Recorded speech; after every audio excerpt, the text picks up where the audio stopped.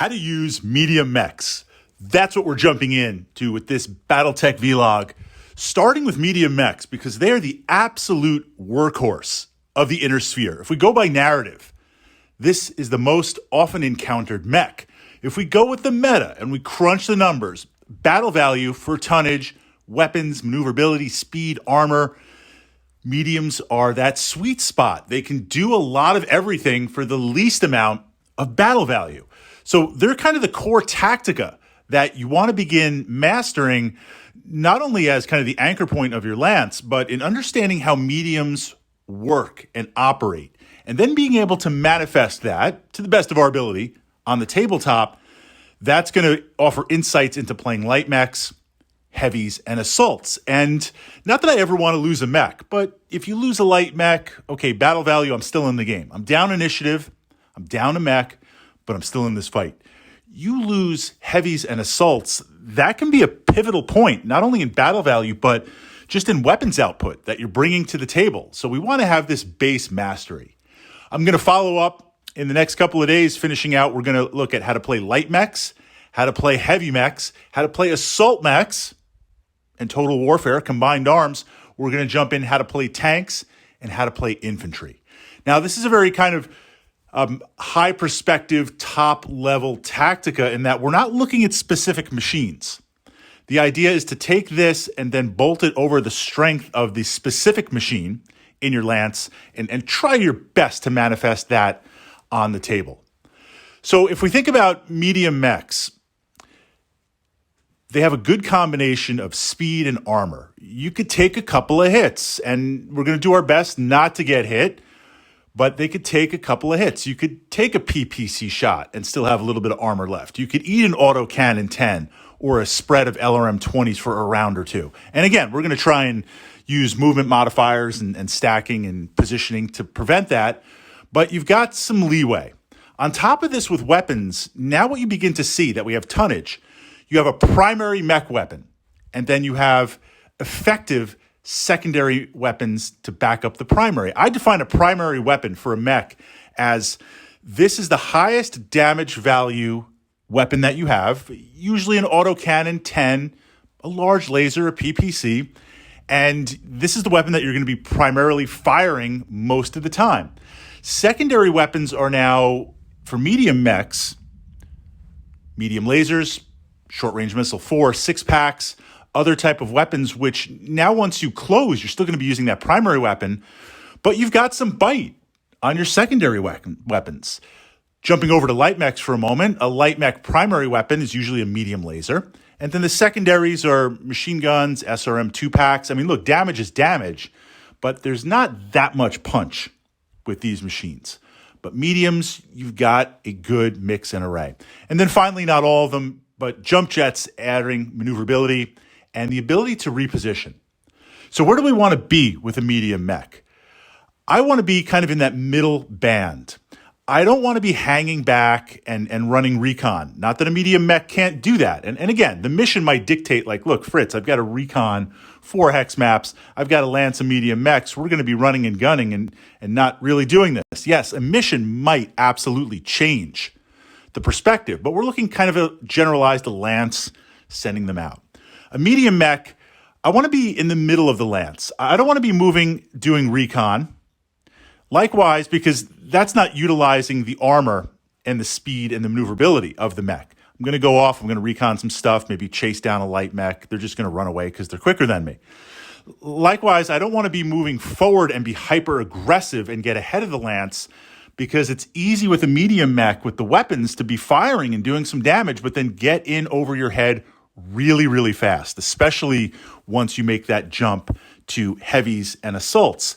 Just like if I take a medium mech and a light mech and lock them in a match together head to head, the medium mech just on tonnage alone is going to bully that light mech.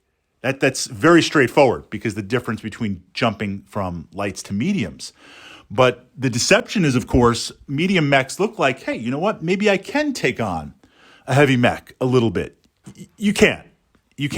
So I don't want to be so far ahead, or I shouldn't say can't effectively do it. I don't want to be so far ahead that the medium mech is taking the brunt. I don't want to take the shots from 2 or 3 mechs. I want to be in the middle. Medium mechs work great with other machines, either mediums or heavies or assaults. They work great as a bodyguard. So essentially what I'm doing is I'm kind of tagging along with the lance or with being attached to a command mech or a heavy mech.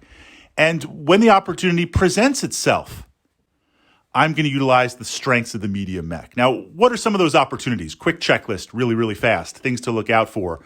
I am going to name some specific mechs just to highlight and illustrate it. But again, this kind of overall tactica is building. I've got a lance of mediums. You're a mech commander. Your mech warriors are waiting for orders. What are you going to do? How are you going to deliver the battle value? How are you going to collect those C-bills? You've got a contract, and if you finish this early, you get a 10% bonus, right? Signing bonus, all that type of stuff. So if I have a hunchback, the hunchback will go with the heavy mech. And when that heavy mech engages, hunchback with that autocannon 20 is going to try and get to rear armor, is going to try and close up and blast away with that autocannon 20. Punch, punch. If we look at the Wolverine, fantastic, solid, all-around type mech.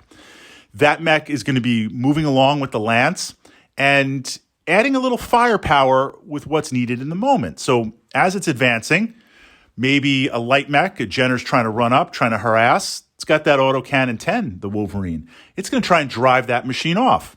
Rather than spending some PPC shots or some heavy mech shots that need to go into something else, we'll kind of drive it off. I'm not going to try and destroy that light mech. I'm going to try and get it out of here, right? Roll some dice, see what happens. Likewise, as now we commit, if the lance is committed and it's spread out a little bit and a mech needs a little bit of help, the maneuverability of that medium can kind of jump or move to the other side of the hex map and add a little bit of dice, add a little bit of firepower, because it's not just one primary weapon, it's a primary and some secondary SRM 4-pack, SRM 6-pack, medium lasers, right? Adding a little bit of punch to it from that perspective.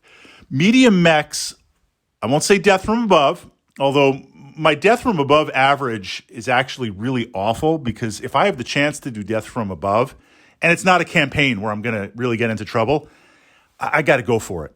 I won't say every game, but that you can't put that type of tabletop glory in front of me and the chance to make that happen and not go for it. I mentioned death from above, physical attacks. Now, okay, an assault mech punches you in the face. It's just going to just blast you, right? It has mad tonnage.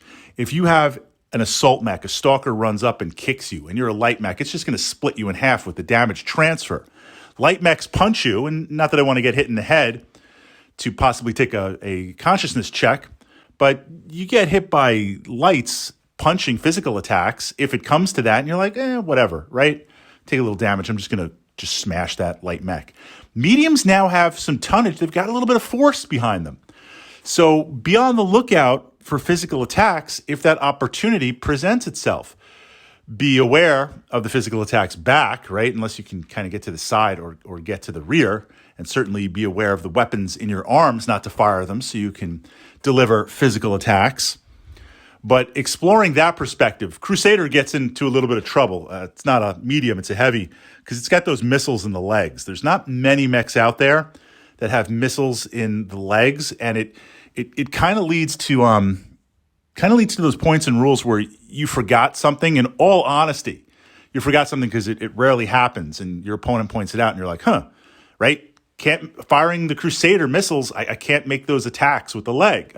Likewise, being in water, if I haven't closed those missile bays, I could be in trouble. So it's interesting, some machines that are not able to make those physical attacks in the legs if they utilize their weapons. But jumping back to mediums, you've got some tonnage, right? Again, I won't say do death from above, but punching, kicking, doing a charge attack, picking up an improvised weapon, understanding the difference in terrain and elevation. So if I can get to a level 2 and you're on a level 1, I'll kick you. I'll kick you with that and utilize, instead of the kick chart, we use the punch chart because of the elevation. So this idea of mediums of a workhorse, mediums working with part of a group, not going solo, and looking for targets of opportunity, looking where they can be in the moment to pull in that sweet mix of weapons, speed, armor, and jump capability. Okay, following up, and again, now we're going to look at lights, heavies, assaults, tanks, infantry, and kind of build this Tactica checklist for new players to Battletech.